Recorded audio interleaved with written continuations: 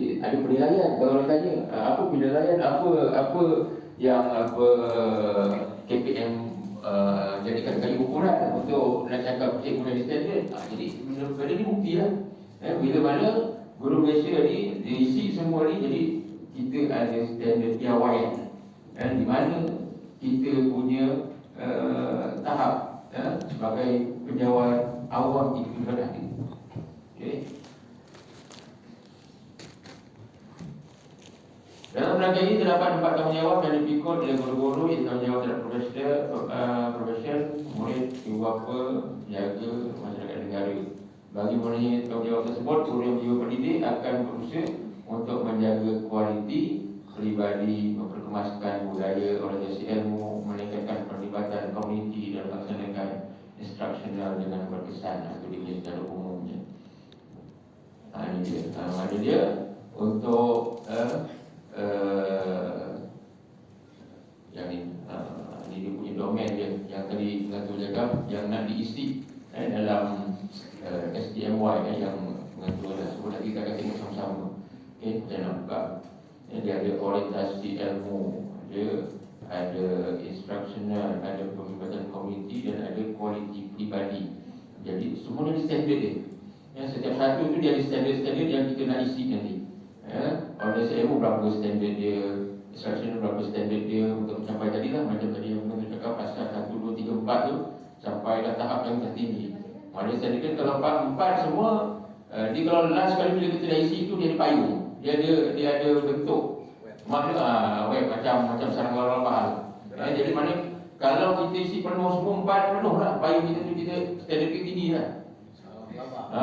Kalau kita punya 1, 2, 1, 2 ada macam tu. Dia lupuk. Kalau cikgu dah buat, dia nampak lah dia punya bentuk standard tu.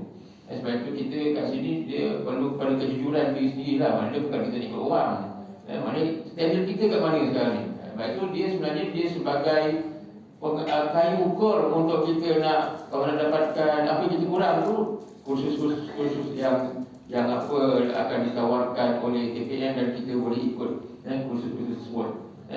Jadi itu yang akan kita tengok nanti. Okey, ni pengguna SDM. Kalau kita ni kita lah, sebenarnya guru pelatih pun dia simpan untuk nak tahulah. Jadi kita sebagai guru baru dan guru lama, walaupun kita dalam pitchen, inilah maknanya kita menggunakan standard ini untuk nak menilai kita di tahap yang macam mana. Okey, untuk yang tadi saya kira dia yang kampung pasal dia baru combine. Okey, ini 4 cerdas etika. Ini tadi 2 kan, maknanya dia punya kompetensi, satu lagi etika. Etika ni nilai lah. Maknanya kita bertanggungjawab kepada profesion, kita bertanggungjawab terhadap murid, kita bertanggungjawab kepada ibu bapa, dan kita juga bertanggungjawab kepada masyarakat dan negara. Jadi ini dia punya, kalau kita tengok kerangka yang besar tu, ni yang luas sekali tu, warna hijau. Maknanya inilah dia nilai, inilah dia etika yang kita kena pikul. Tanggungjawab ni maknanya amanah lah.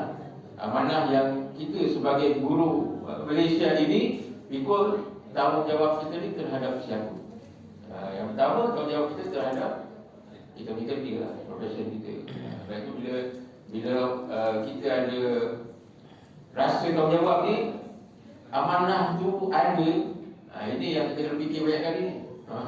Sebab itulah kita kena fikir cuti kita kena fikir kehadiran kita kena fikir masa kita kena fikir kita punya apa ni, tanggungjawab kita kan semua ni dia masuk kat sini. Tanggungjawab kita kepada anak murid kita macam mana, dia dapat ke tak dapat.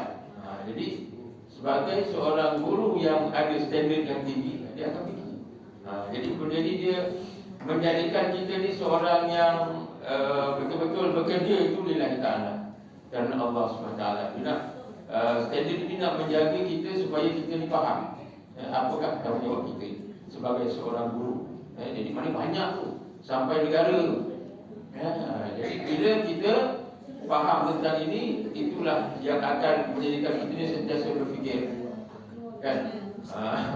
Macam saya lah, kalau nak MC tu ya Allah fikir, nak MC tak nak MC ni, kan? Sampai yang MC yang minta MC pun rumah, doktor tak ada MC ke? Kita tak cakap, kan?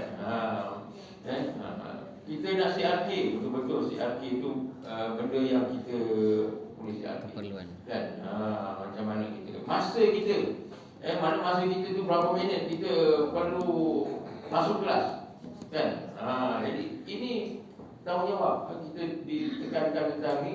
Bila adanya perasaan kita tentang tanggungjawab ini, maka kita akan menjadi guru yang berjiwa pendidik lah. Itu maknanya, supaya kita faham tentang perkara tersebut.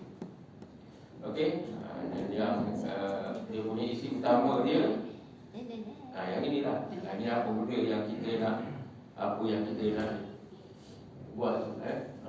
Dia punya ni pun kan, huraian ni panjang lah. Dia punya ni, saya buat kat sini tapi saya pun tak nampak.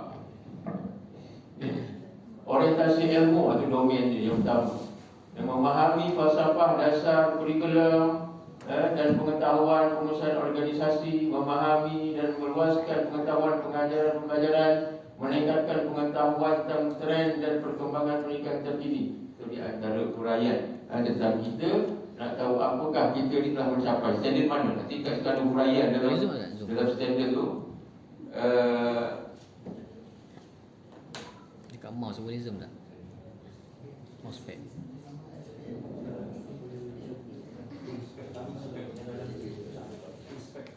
Tak boleh zoom tak? Dekat mousepad boleh zoom?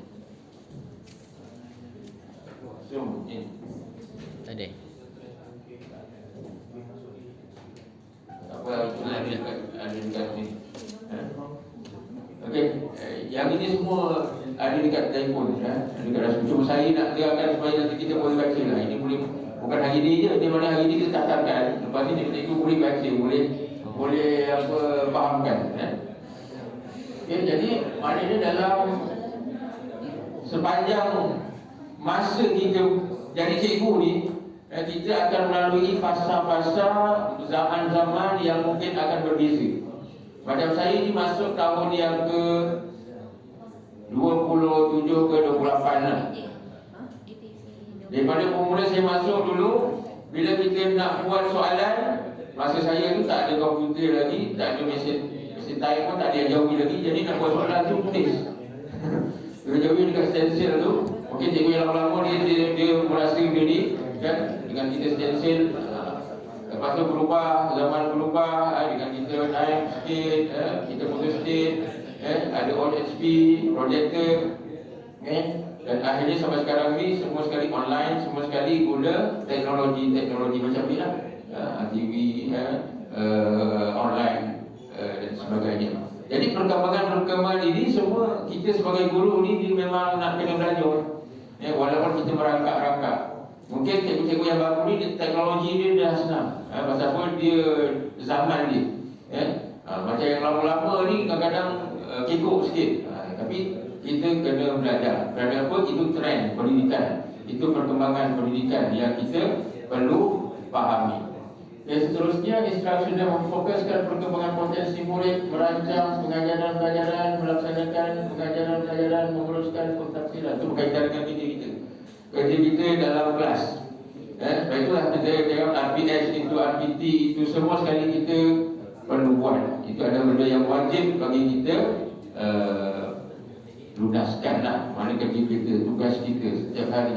Pentafsiran, mana kita perlu buat latihan kepada pelajar kita, dan semak latihan-latihan yang dibuat.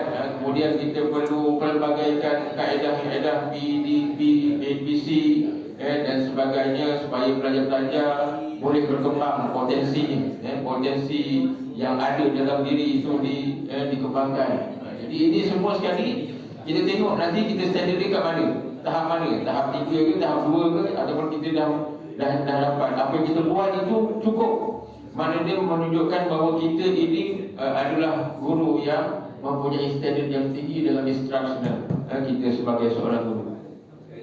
Kemudian penglibatan komuniti, meraikan pelbagai komuniti, melibatkan ibu bapa dan juga membina jaringan-jaringan dengan ibu bapa serta komuniti. Apa yang kita buat dengan sekolah lain, apa yang kita buat dengan jabatan lain, apa yang kita buat dengan apa-apa saja membantu sekolah lah. Macam kaunseling banyaklah, dia dengan hospitalnya, dengan polisnya, dengan macam-macam agensi lah, bombernya kan, kalau asrama dan sebagainya. Itu semua sekali adalah perlibatan yang kita buat dengan sekolah kita. Adakah kita sebagai guru yang mentadbir sekolah ini, kita telah mengadakan jalinan dan juga jaringan ini.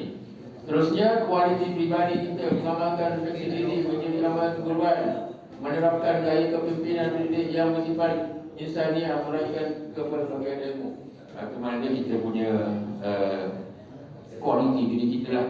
Setakat mana kita telah menjadikan diri kita ni seorang yang mempunyai ciri-ciri guru yang sejati, dan akhirnya kita akan menjadi guru yang ada jiwa pendidik. Okay? Dia punya yang tengah-tengah tu, hati tu, tu tadi dia. Maknanya kita nak jadi seorang guru yang ada jiwa pendidik, dan dia dilingkungi oleh yang warna hijau tu lah tadi, namanya etika tu. Itulah yang mengawal tengah-tengah tu.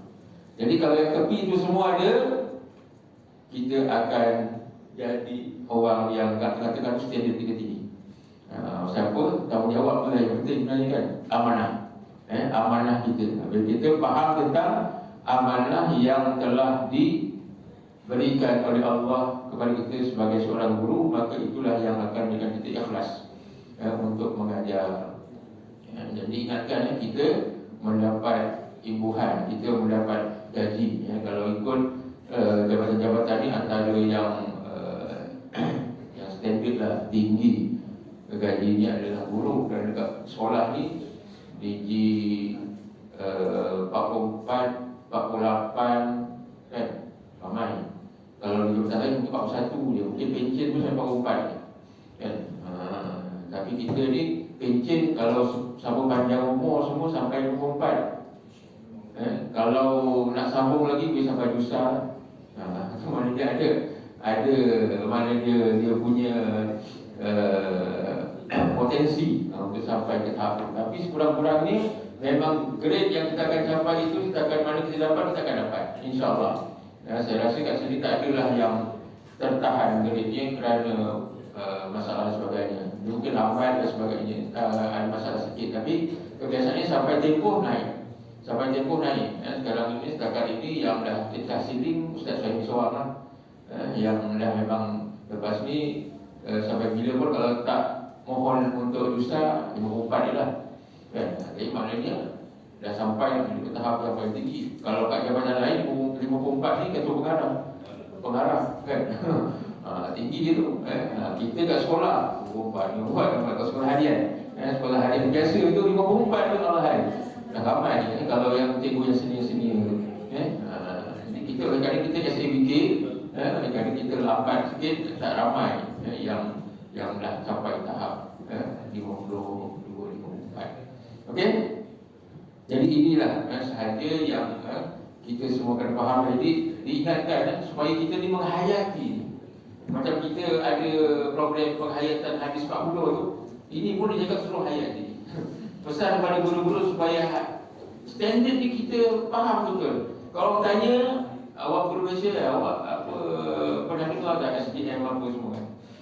Itu yang turun tu Timbalan Pengarah BPG tu. Awak pernah nampak saya tak? Dia tanyakan.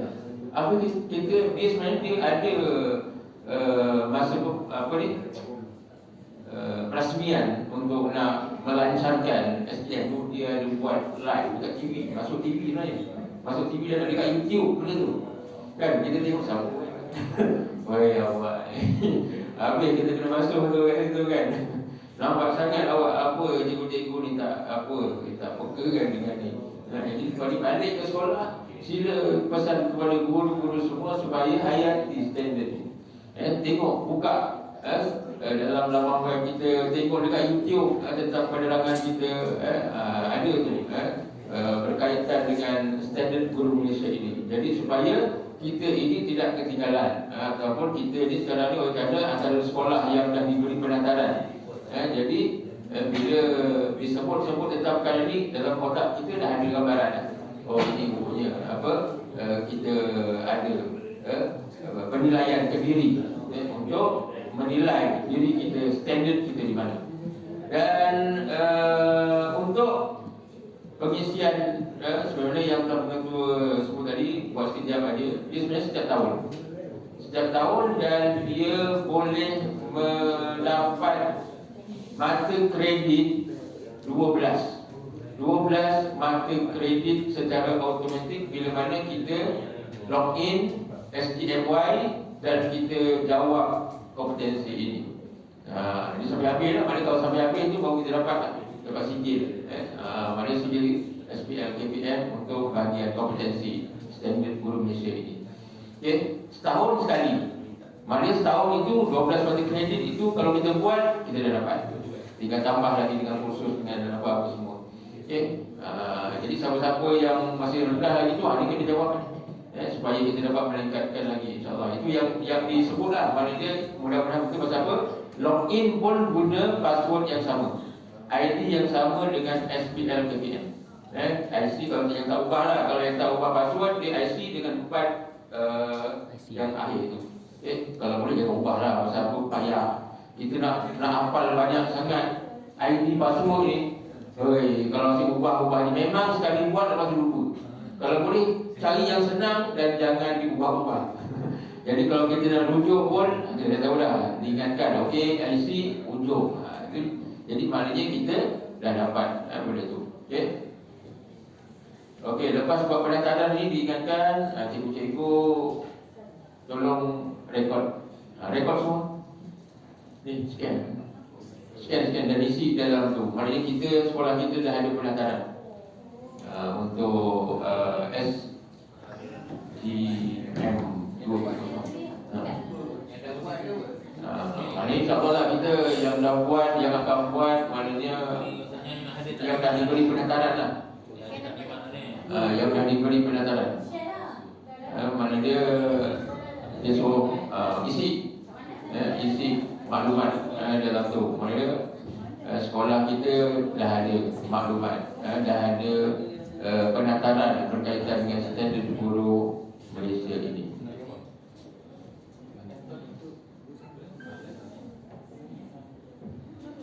Dan yang lain tu boleh share lah nanti. Okey, seterusnya kita nak buka terus. Saya nak tunjukkan kita. Okey, untuk nak login dalam sistem ni, cikgu tulis kat situ sama ada sistem Malaysia dengan SGMY. Kat handphone boleh SGMY. Cuba buat semua. Kita hands on terus. Mana-mana yang ada line tu. Okey, dia akan keluar paparan ini. SGMY. Dah. Dapat keluar tak paparan ni? Okey. Kalau boleh semua dapat. Di sini dulu, satu-satu, buat satu dulu biar keluar dulu yang ni. Okey, semua dah dapat paparan tu?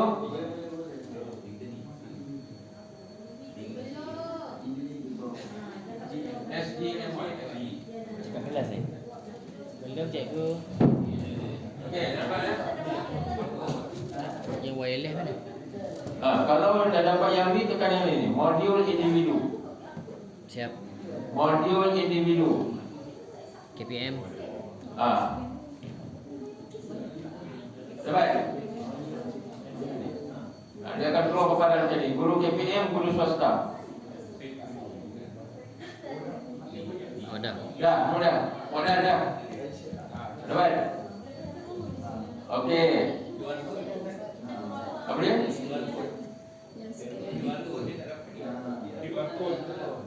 Buat ni dulu. Dah share. Dia awak dah share rasmi. Dah share. Cikgu dah share. Dia ada share kat rasmi. Okey, yang ni kita tengok yang ni. Kita buka yang ni dulu.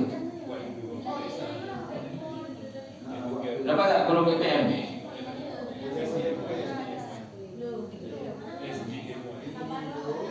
Semai duk mau. Tengok step yang pengetua share dekat resmi tu. Itu tadi. Okey. Kalau dah keluar yang ni, dia guru KPM login. Okey, login. Dia akan keluar paparan ni.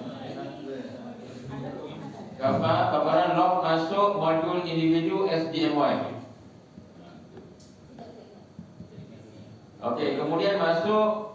Okey, kalau yang tak keluar apa-apa, masuk IC lah.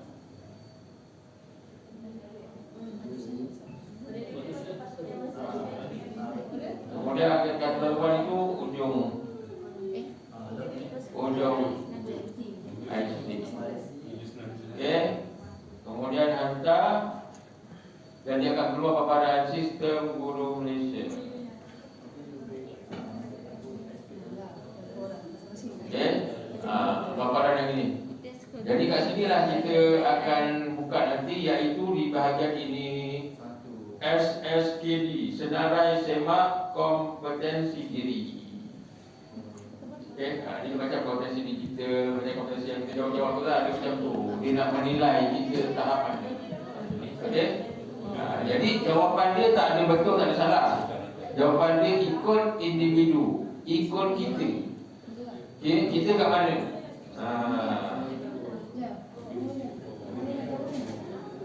Okey, dia ada domain 1, domain 2, domain 3, domain 4. Jadi empat-empat ni kena jawab ikut urutan. Okey, saya kalau buka saya punya ni. Okey. Saya dah buat, jadi dia punya keluar ni macam ni. Dia tak keluar, dia isi dia macam dah buat. Okey. Saya mempunyai kepayaan tinggi. Dia punya apa, bila kita dah buat tu kan, dia akan keluar lah, dia punya standard dekat situ. Okay. Keputusan tu nanti dah last sekali bila kita dah jawab 1, 2, 3, 4. Tu dia 1, elemen 1, elemen 2, 3, memasai ketiga apa semua. Jadi semua tadi tu dia ada. Ada yang payung. Geram dia panggil. Geram. Laba-laba. Payung. Payung saya rahsia lah. Payung saya rahsia lah kan. Ini soalan-soalan punya. Sama ada dia penuh ataupun dia berubah. Mana saya tengok lagi lah. Payung malu lah nak tengok. Payung nanti sama-sama buat, dia tengok sendiri lah. Kan? Dia memang dia wipe tadi yang bukan wipe macam tu lah. Dia punya keputusan nak tengok kita lemah kat mana ke, kursus apa yang kita perlukan ke, sebenarnya kat situ lah. Kalau kita nak payung cantik, kita buat sempat. Penuh lah. Kan? Tapi kita kena fikirlah bahawa benda tu kita buat ke tak. Itu dia. Mana kita nak menilai diri kita, standard kita setakat ini di mana. Sebab itulah bila kita ada kekurangan, ini aku macam tak apa-apa nak perform yang ni, kena baiki. Baiki. Jadi kalau depan UTC, kita dah perbaiki tu. Jadi sebenarnya dia sebagai muhasabah juga. Selain daripada kita dapat macam dari 12 tu, kita muhasabah diri kita lah. Kan? Sama ada diri kita telah mencapai standard yang sepatutnya ataupun belum. Kalau implikasi dia ialah mungkin dia akan tengok mungkin satu Malaysia punya ni. Kalau mana-mana yang rendah itu mungkin kursus-kursus yang akan ditawarkan ke sekolah-sekolah ataupun kepada yang memerlukan lah. Kan? Itu implikasi dia.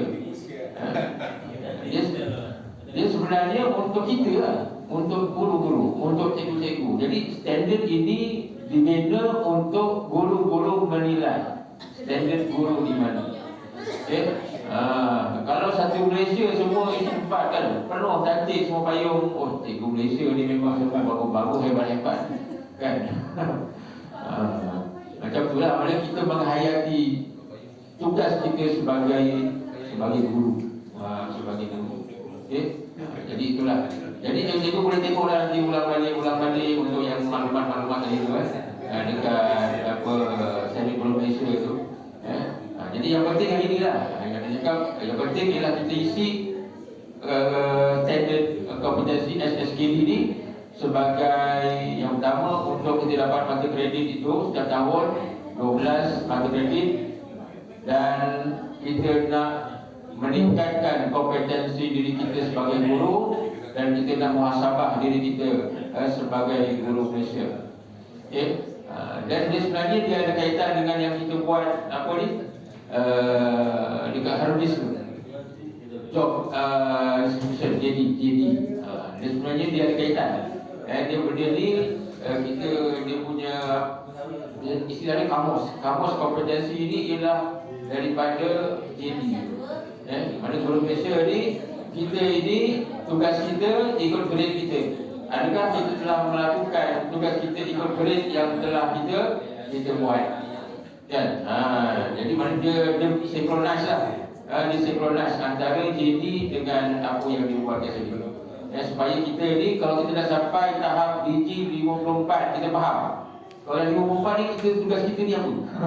Kalau 52 kita ni sepatutnya kita dah sampai tahap macam mana? Kan? Pemikir kan dia ada pemikir yang perancang apa semua kan. Jadi maknanya kita tahu grade-grade kita tu dia ada maksud dia. Okay? Dan kita faham apakah tugas kita apabila kita telah mencapai grade tertentu dalam kita punya profession kita, dalam kita punya tugas kita sebagai seorang guru. Okay? Jadi yang paling penting sekali ialah kita nak muhasabah diri kita. Okay?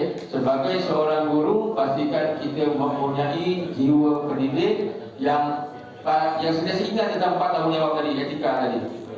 Iaitu etika terhadap kita punya profession, tanggungjawab kepada murid, tanggungjawab pada ibu bapa, tanggungjawab pada negara, komuniti.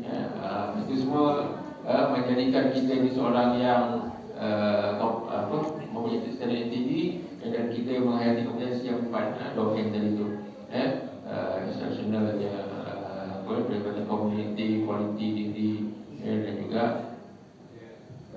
apa sajalah berkaitan. Jadi tengok boleh tengok nanti buatlah. Kalau boleh hari ni siapkan terus lah. Dia senang aja, bila kita masuk aja tik terus siap. Dia tak lama, lebih dalam setengah jam aja kita boleh buat. Okey, ada apa nak tanya? Dia untuk kalau kita ni 31 bulan 10. Tapi kalau kita tanggung tak perlu. Kalau boleh hari ni buka online terisi, dan insyaAllah kita dapat masa kredit 12. Kita buat insyaAllah. Itu yang dijanjikan. Boleh kita pun tak pasti kan, tapi maknanya yang dijanjikan bila kita masuk. Dan ini setiap tahun kita perlu buat. Jadi bukan setakat tahun ni je, bukan akhir ni je. Maknanya tak kira lah nak buat bulan Januari ke, Februari ke, Oktober ke, Disember ke, yang penting dalam 1 tahun itu kita boleh isi sekali untuk dapat mata kredit 12 tadi. Dan selain daripada itu kita dapat muhasabah diri kita. Itu je. Okay, sekian saja taklimat SDM kepuasan dengan buku untuk isi taklimat pendaftaran tadi. Mudah-mudahan kita dirahmati Allah dan menjadi guru Malaysia yang mempunyai jiwa pendidik, insya-Allah. Ya, assalamualaikum warahmatullahi wabarakatuh.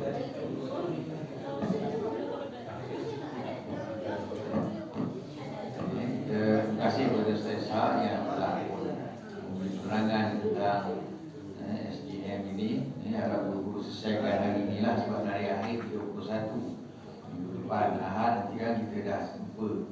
Jadi hari ini kalau disiapkan kita tak banyak mana. Dan mudah-mudahan semua guru dah bersedia untuk kejutan terakhir bagi peperiksaan. Jadi itu saja ingatan.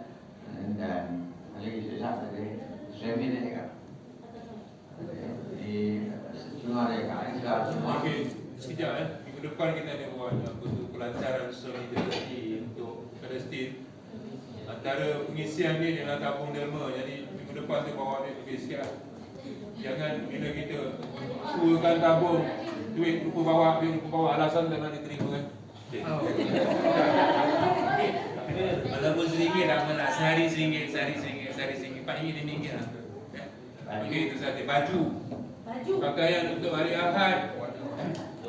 Kalau siapa yang tak ada t-shirt untuk apa tu save di Gaza dan sebagainya tu boleh pakai baju putih dan pakai muflah ataupun inilah ada bendera Palestin dan sebagainya lah. Ada ciri-ciri solidariti dan minggu depan masa pelancaran tu PPD akan datang untuk memantau lah. Kalau PPS kita mungkin tak adib lah. Dia akan datang untuk memantau kita punya pelancaran solidariti itu. Masa tu je lah. Untuk program yang akan datang akan dimasukkan dalam rasmi, secara rasmi je nanti. Okay, Ustaz. Terima kasih. Assalamualaikum. Pertama sekali saya ucapkan terima kasih untuk semua guru kelas yang dah isi itu amalan baik itu Gotong Royong Madani. Cuma ada lagi yang boleh isi yang perarakan Maulidur Rasul tu. Setiap apa tu guru penasihat lah, unit uniform dapat isi lah pelajar yang terlibat dalam perarakan apa tu Maulud Nabi, Maulud Rasul. Ada lagi yang boleh isi kan? Kasmah isi kan? Okey, itu saja Ustaz. Setakat ni kita dah banyak lah isi. Ya, silakan. Okey, Assalamualaikum warahmatullahi wabarakatuh. Saya mohon kepada semua hari ini dah penghujung Oktober, boleh semak dan isi SPL KPM masing-masing untuk generate awal November. So kalau dalam minggu ni diisi, saya akan buat pengesahan dan nanti awal November nanti kita akan tengok anjakan paradigma. So nanti gitu, insya-Allah. Daurah hadis 40 saya dah masukkan. Yang ni SGM saya dah masukkan dah. Alhamdulillah, terima kasih. Terima kasih kalau ada lagi yang masih belum cukup lagi. Terima kasih kepada semua guru yang memberi kerjasama dalam melaksanakan tugas masing-masing dengan sebaik mungkin.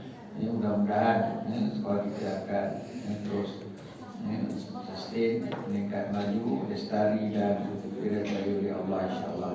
Tangguhkan umat kita dengan tasbih kifarah dan surah Allah.